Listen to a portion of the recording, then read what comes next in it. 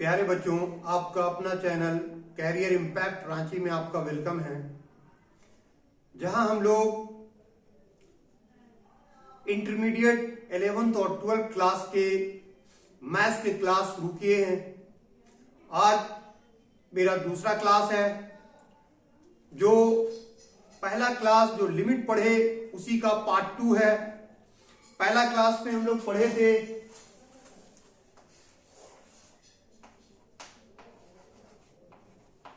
Limits, मतलब सीमा।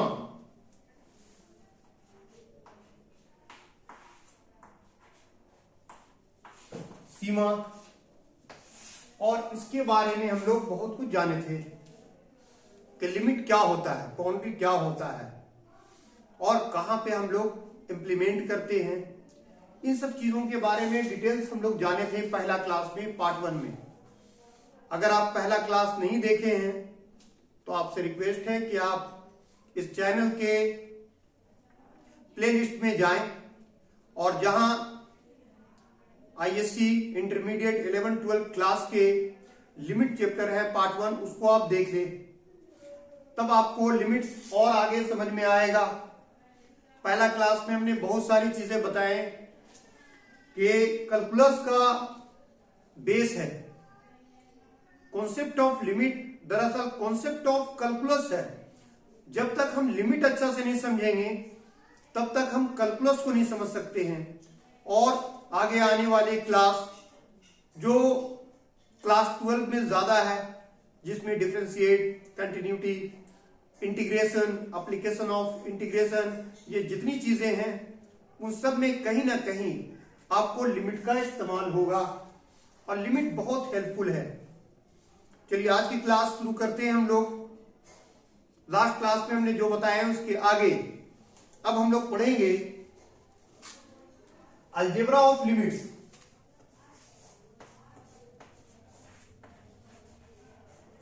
Algebra of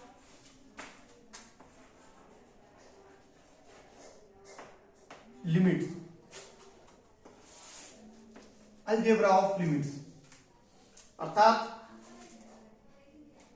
सीमा की बीजगणितीय। क्या है अलजेब्रा? अलजेब्रा में मोस्टली जो होता है वो क्या होता है, चाहे तो वो प्लस होगा या माइनस होगा या मल्टीप्लाई होगा या डिवीजन होता है, जोड़ घटाओ गुना भाग, यही तो है अलजेब्रा में। अब देखते हैं हम लोग, सपोज डाइट कि मान लीजिए दो फंक्शन है, सपोज या लेट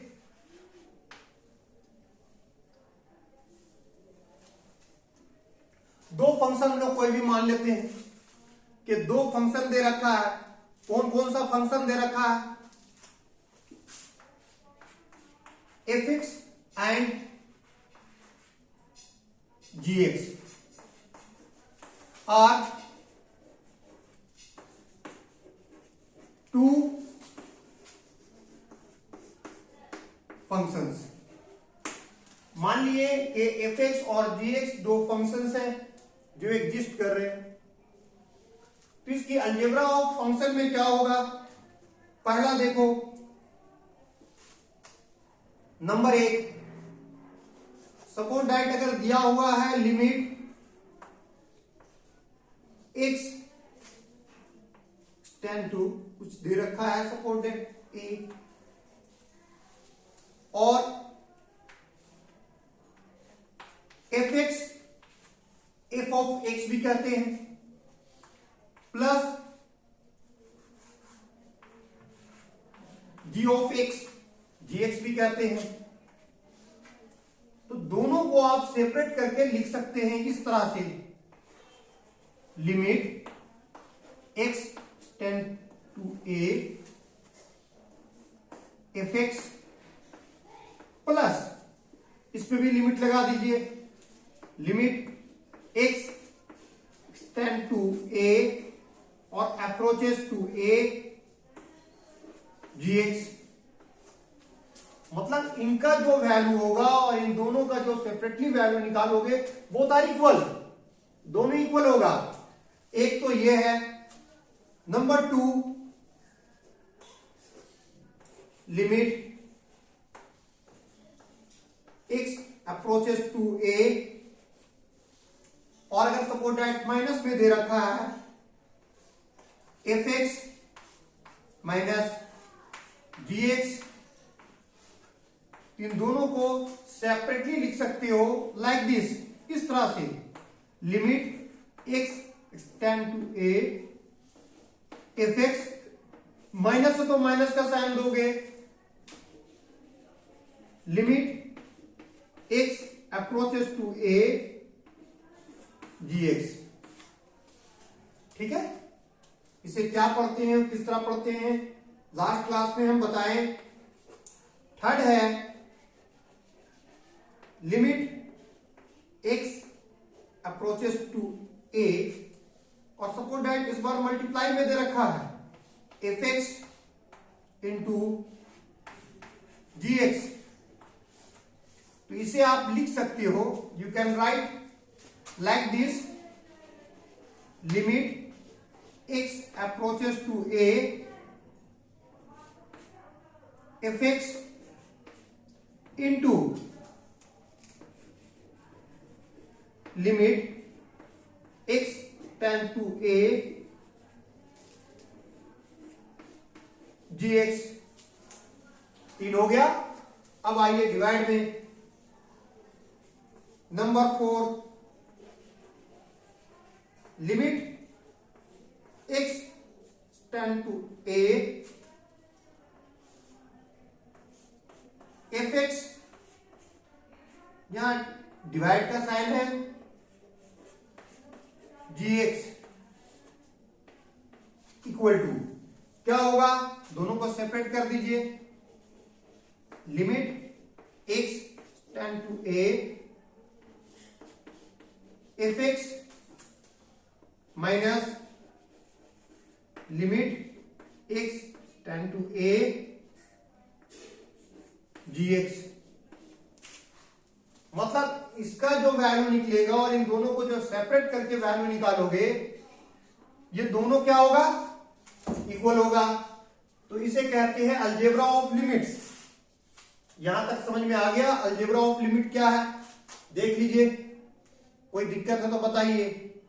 अब लिमिट को कैसे फाइंड करते हैं, फाइंडिंग ऑफ लिमिट वो सीखेंगे हम लोग कि फाइंडिंग ऑफ लिमिट क्या है, लिमिट क्या है, कॉन्सेप्ट ऑफ लिमिट क्या है, why we study the limit, ये हम लोग सब पढ़ चुके हैं कि लिमिट का अवधारणा क्या है, उसकी कॉन्सेप्ट क्या है, क्यों लिमिट अप्लाई करते हैं, उसका ग्राफिकली भी हम प्रूफ किए थे आपको।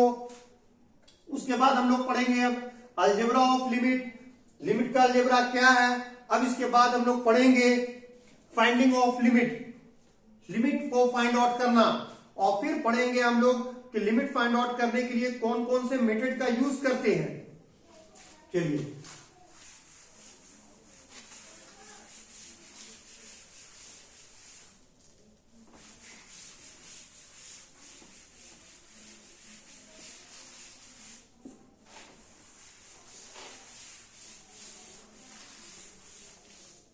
अब पढ़ेंगे हम लोग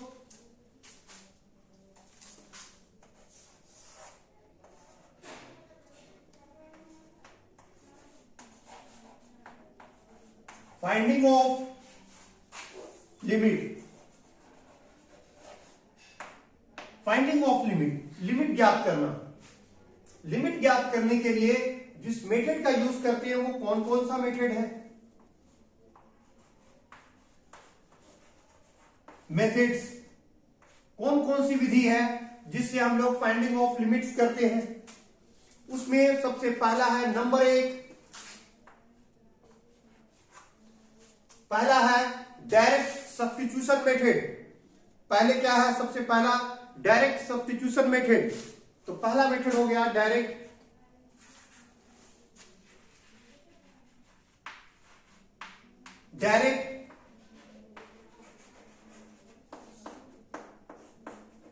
सब्स्टिट्यूशन मेथड। पहला मेथड कौन सा हो गया, डायरेक्ट सब्स्टिट्यूशन मेथड। आगे हम बताएंगे डायरेक्ट सब्स्टिट्यूशन मेथड कैसे इस्तेमाल होता है, कहां इस्तेमाल करते हैं, इन सब का डिस्कस आगे करेंगे। नंबर 2 दूसरा है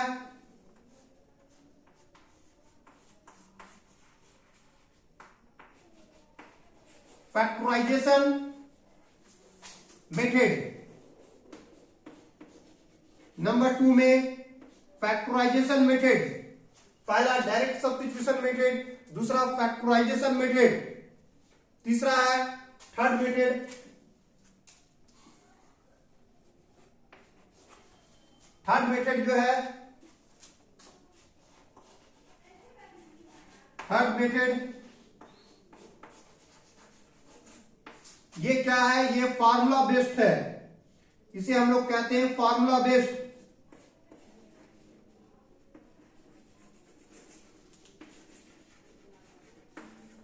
फार्मूला बेस्ड, ये तीनों का हम इस्तेमाल बताएंगे आपको, और उसके बाद जब नेक्स्ट वीडियो में आएंगे तब हम आपको बताएंगे ट्रिगोनोमेट्रिक लिमिट क्या है।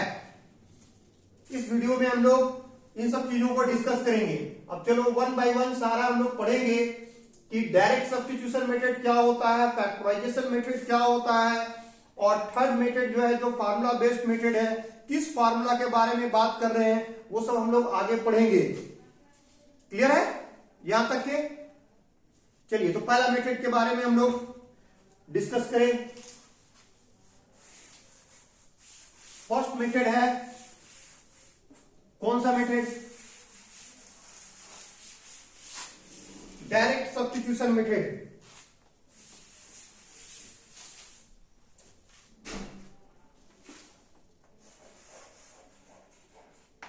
Direct substitution method. Direct substitution method first method है, direct substitution method. Direct substitution method में क्या होता है कि सपोज दैट कोई फंक्शन दे रखा है आपको, जैसे इस तरह से कोई दे रखा है question, for example limit x tend to a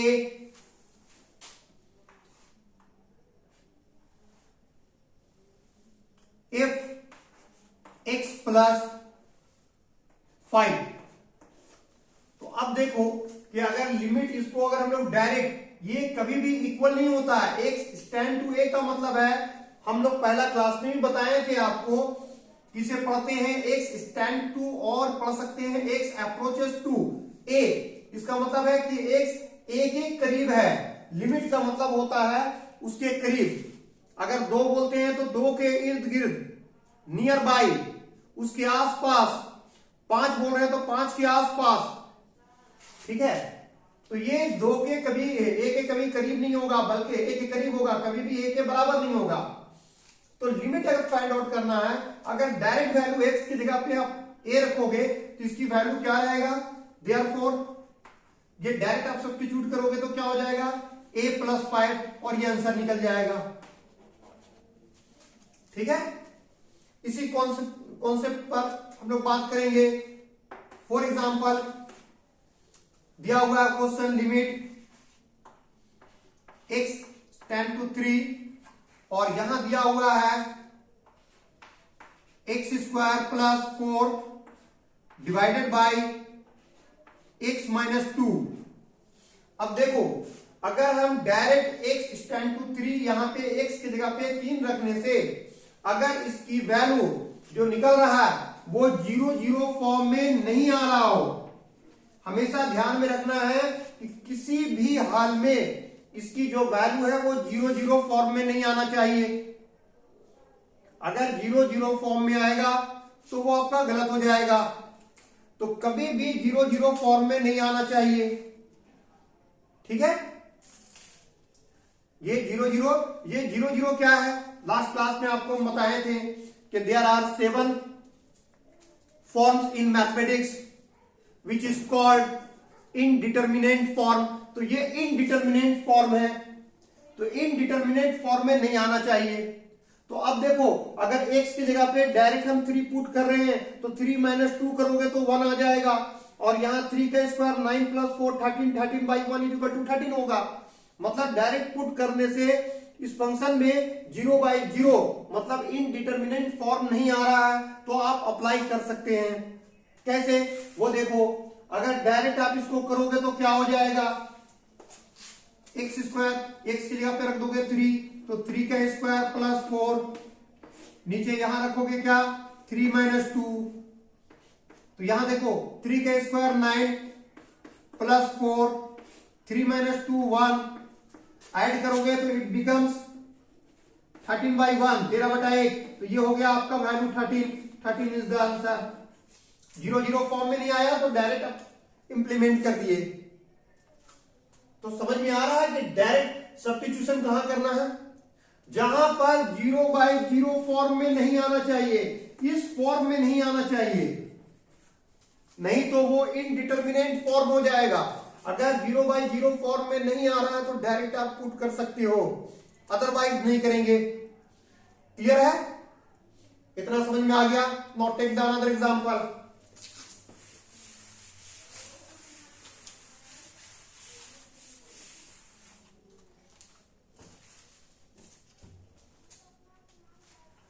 limit x tend to 4, यहां पर एक दे रखा है लिमिट्स में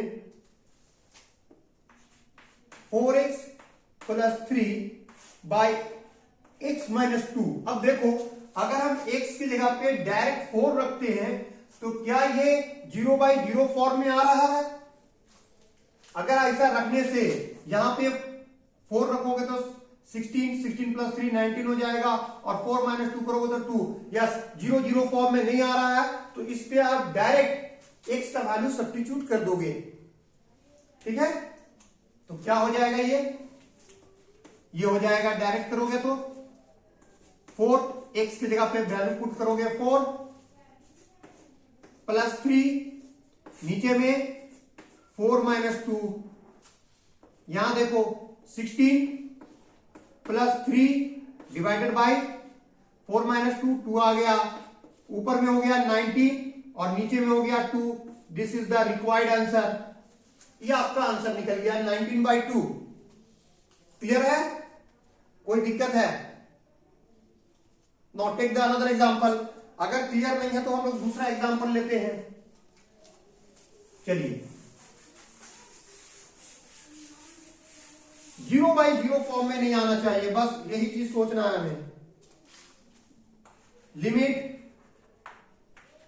x टेंड्स टू या अप्रोचेस टू, क्या मान ले हम लोग, कुछ भी, सपोज दैट 3, और दे रखा है x square plus 9 divided by x plus 3। देखो अगर ऐसा दिया है, अगर हम x का मान डायरेक्ट यहां पुट करते हैं और इसकी वैल्यू 0 फॉर्म में नहीं आता है, 0 बाई 0 फॉर्म में नहीं आता है, तो हम डायरेक्ट पुट कर सकते हैं। Is it clear? तो देखो अगर 3 करोगे तो 3 प्लस 3 नीचे 6 हो जाएगा, ये 3 का स्क्वायर 9 9 18। हाँ, तो कोई फर्क नहीं पड़ रहा है, ऊपर में हो जाएगा 3 का स्क्वायर प्लस 9 और नीचे हो जाएगा 3 प्लस 3। ये हो गया 9 प्लस 9, नीचे हो गया 6, ऊपर में ऐड करोगे तो 18/6 18/6, 6 1 जा 6, 6 3 जा 18, 3 आएगा, और यही आपका रिक्वायर्ड आंसर हो गया। इतनी एग्जांपल में समझ में आया या कोई दिक्कत है? चलिए एक और एग्जांपल ले लीजिए। लिमिट x अप्रोचेस टू, क्या लेते हैं 3, x square minus 4x divided by x minus 2। ये देखिए यहां नीचे में नहीं आ रहा है 0, ऊपर में 0 नहीं आ रहा है, मतलब 0 बाई 0 फॉर्म में नहीं आ रहा है, तो आप अप्लाई कर सकते हैं। यहां रखोगे 3 में से 2 गया तो 1 आ रहा है, ये 3 का स्क्वायर 9 होगा और 4 12 हो रहा है जी। ये बिल्कुल सही है, इसमें आप डायरेक्ट लगा सकते हैं, 0/0 फॉर्म में नहीं है। x की जगह 3 रखोगे, 3 का स्क्वायर 4, फिर x की जगह रखोगे कितना 3, नीचे क्या होगा 4 - 3, 3 का स्क्वायर ऑफ 3 इज 9, 4 3 जा 12, डिवाइडेड बाई 4 - 3 इट बिकम्स 1। देखो 12 में से 9 घटेगा क्योंकि बड़ा वाला है कि आगे माइनस है, तो ये माइनस में होगा। 12 में से 9 गया तो 3, 3/1 का मतलब क्या हो गया -3, और ये आंसर है। तो उम्मीद है कि आपको समझ में आ गई होगी बात कि हम लोग डायरेक्ट सब्स्टिट्यूशन मेथड कहां पे लगाएंगे। वहां पर लगाते हैं जहां पर 0/0 फॉर्म ना बनता हो या नहीं बनता हो, तो वहां पे आप लगा सकते हैं। चलिए अब सीखेंगे हम लोग फैक्टराइजेशन मेथड कि फैक्टराइजेशन मेथड क्या है। नेक्स्ट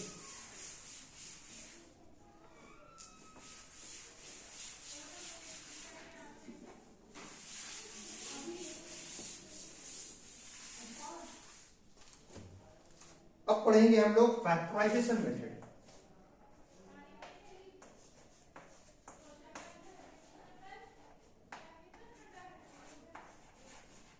फैक्टराइजेशन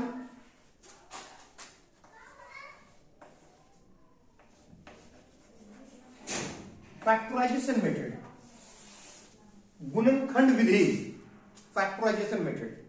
देखो बहुत सारे क्वेश्चन ऐसा होता है जहां पे डायरेक्ट अगर आप सब्स्टिट्यूट आपका फेल हो जाए, मतलब डायरेक्ट सब्स्टिट्यूट करने पर वहां पर वैल्यू 0/0 आ जाए, मतलब इनडिटरमिनेंट फॉर्म में आ जाए, वहां पर आप डायरेक्ट सब्स्टिट्यूशन नहीं लगा सकते हैं। फिर आप देखोगे कि क्या उसे हम फैक्टराइज करने पर फैक्टराइज कर सकते हैं कि नहीं, और फैक्टराइज करने के बाद अगर वैल्यू को पुट करते हैं तो 0/0 फॉर्म में नहीं आ रहा है, तब आप फैक्टराइजेशन मेथड का अप्लाई करोगे। तो इन शॉर्ट आप क्या कह सकते हो, जहां पर डायरेक्ट सब्स्टिट्यूशन मेथड फेल कर जाएगा वहां पर हम फैक्टराइजेशन मेथड को अप्लाई करते हैं। Where the direct substitution method fail, there we can apply the factorization method. Factorization method कहां इंप्लीमेंट करते हैं, कहां लगाते हैं, जहां डायरेक्ट सब्स्टिट्यूशन मेथड फेल कर जाए वहां लगाते हैं। नॉट टेक एन एग्जांपल, चलिए इसे एग्जांपल के जरिए हम लोग सॉल्व करेंगे। सपोज दैट क्वेश्चन आपका दिया होगा इस तरह से,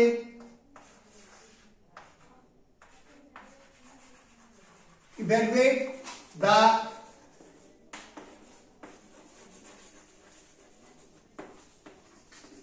फ्लोइंग लिमिट्स, ये क्वेश्चन दे रखा है। इवैल्यूएट द फ्लोइंग लिमिट्स, निम्नलिखित लिमिट्स को या सीमाओं का मान ज्ञात करे, इवैल्यूएट करना है। क्वेश्चन क्या दे रखा है उसको देखिए। क्वेश्चन दिया हुआ है पहला, limit x tends to 5 x² - 25 divided by x - 5, ये क्वेश्चन दिया हुआ है। अब देखो कि अगर आप डायरेक्ट x का वैल्यू 5 पुट करते हो यहां, तो यहां 5 - 5 + 5 - 5 कट के नीचे 0 हो जाएगा। ऊपर भी 5 रखोगे तो 5 का स्क्वायर 25 + 25 - 25 कट के 0, मतलब डायरेक्ट पुट करने पर 0/0 फॉर्म में आ रहा है। तो 0/0 फॉर्म में आएगा मतलब इनडिटरमिनेंट फॉर्म में है, तो यहां पर हम डायरेक्ट सब्स्टिट्यूशन मेथड नहीं लगाएंगे, बिकॉज ये क्या हो रहा है 0/0 फॉर्म में आ रहा है। Is it clear? तो अब क्या करोगे, फिर सोचेंगे हम लोग क्या इसे हम कुछ करें, ऊपर से प्लस माइनस गुना भाग कुछ भी करके किसी तरह से इसको ब्रेक करके कुछ ऐसा कर सकते हैं जिससे हमारा 0/0 फॉर्म में नहीं आ। तो हाँ हम कर सकते हैं, क्योंकि ये दिख रहा है ऊपर में कि अगर हम इसको ऐसा लिखे x² - 25 को 5 का स्क्वायर कर दें तो ए स्क्वायर माइनस बी स्क्वायर का फॉर्म में आ रहा है। और हम लोग जानते हैं अलजेब्रा में A square minus B square equal to होता है A plus B into A minus B. ये होता है ना। तो ये तो ब्रेक कर जाएगा a square minus B square में का किसमें ब्रेक करेगा a plus B into A minus b. और नीचे में आप क्या करोगे x minus 5 as it is. ऊपर में हम क्या लिख सकते हैं इसको a square minus B square को एक बार ऐड कीजिए x प्लस 5 और एक बार लिख सकते हैं माइनस में x माइनस 5 नीचे में x माइनस 5। ठीक है। ऐसा करने से x माइनस 5 और x माइनस 5 ये दोनों कैंसिल हो जाएगा। यहां पर क्या बच रहा है x प्लस 5। अब देखो x प्लस 5 बच रहा है। क्या x का वैल्यू डायरेक्ट 5 हम पुट कर देंगे यहां पे तो 0 नहीं आ रहा 0/0 फॉर्म में तो नहीं आ रहा है। तो डायरेक्ट पुट करो 5 plus 5 it becomes 10 and 10 is your answer. ऐसा करने से इसका मान इसकी वैल्यू 10 हो गया।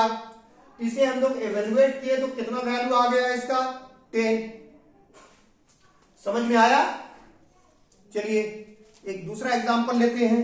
Now take the another example.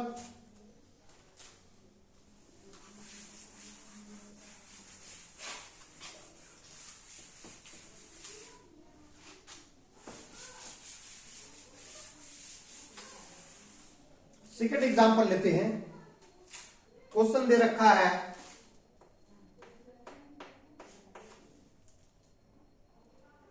Limit x tends to 2 और क्वेश्चन है 3x square minus x minus 10 divided by x square minus 4। इसका वैल्यू फाइंड आउट करना है। Limit x tend to 2 3x square minus x minus 10 divided by x square minus 4। अब देखो अगर हम यहां x का वैल्यू 2 डायरेक्ट पुट करते हैं तो 2 का वैल्यू 4 4 3 जा 12 हो जाएगा 12 और इधर भी देखो मैं यहां 2 रखोगे माइनस 2 माइनस 10 मिलके माइनस 12 तो प्लस 12 माइनस 12 कैंसिल हो गए ऊपर में 0 आ जाएगा। ऊपर में क्या आ जाएगा 0। अब यहां 2 रख दोगे तो 2 का स्क्वायर 4 प्लस 4 माइनस 4 हो गया ये भी 0 फॉर्म में आ गया। तो डायरेक्ट आप सब्स्टिट्यूट नहीं कर सकते। उम्मीद है कि समझ में आ गया होगा कि डायरेक्ट सब्स्टिट्यूशन कहां करना है। तो डायरेक्ट आप सब्स्टिट्यूशन नहीं कर सकते हो तो फिर आप सोचोगे कि इसको हम क्या फैक्टराइज कर सकते हैं कि नहीं, इसको तोड़ सकते हैं कि नहीं। किसी तरह से अगर हम तोड़ दें और तोड़ने के बाद जब उसमें वैल्यू पुट करें हम कैंसिल कुछ तोड़ने के बाद कुछ कैंसिल आउट होगा तो कैंसिल आउट करने के बाद जो बचेगा उसमें हम x के वैल्यू बैठाने पर क्या वो 0/0 फॉर्म में आ रहा है या नहीं। अगर नहीं आएगा तो डायरेक्ट वैल्यू पुट कर दीजिएगा। क्लियर है। चलिए अब इसको करते हैं। सबसे पहले क्या करना होगा ये इससे मल्टीप्लाई होगा तो 3 को 10 से करोगे तो 30। उम्मीद है कि आप जानते होंगे फैक्टराइजेशन 7th 8th क्लास में पढ़े होंगे। तो ये क्या हो जाएगा 3x स्क्वायर 10 3 जा 30 30 को इस तरह ब्रेक करना है कि जोड़ने या घटाने पर -1 आए मतलब -x हो। तो इसे लिख सकते हैं -6 प्लस 5x।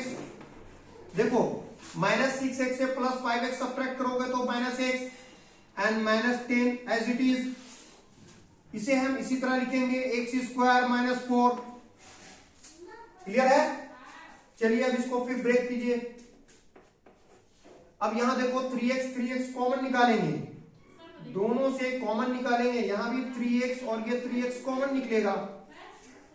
3x कॉमन निकल गया तो 3 बाहर आ गया 2x में 1x बाहर आ गया तो 1x 3 2 जा 6 x बाहर आ गया प्लस यहां देखो दोनों से क्या कॉमन निकलेगा 5 तो यहाँ क्या बच जाएगा, x प्लस है तो अंदर का साइन चेंज नहीं होगा, 5 2 जा 10, और नीचे में देखो x की जगह पे इसको हम ऐसे ही लिख सकते हैं x स्क्वायर, और 4 को लिख सकते हैं 2 का स्क्वायर। तो अब देखो क्या कर सकते हो, दोनों एक जैसा है ना, यहाँ पर x माइनस टू, तो 2 के बदले में एक बार लिखेंगे इसको x माइनस टू एक जगह पे, और यहां देखो ये जो दे रखा है 3x, और यहाँ प्लस 5 है, इसको एक जगह कर देंगे 3x प्लस 5, और नीचे में क्या है a square minus B square, अभी थोड़ा देर पहले बताए हैं आपको, a square minus B square बराबर होता है a minus b into a plus b, a minus b और a प्लस बी। आप देखो इनको कैंसिल करोगे तो ये और ये कैंसिल हो जाएगा। अब जो बच रहा है इसमें अब देखो x का वैल्यू अगर 2 रखने पर, पुट करने पर क्या 0/0 फॉर्म में आ रहा है, 2 रखोगे तो 3 2 जा 6, 6 प्लस 5 ऊपर 11 आ रहा है, नीचे 2 प्लस 2 4, तो यस हम रख सकते हैं।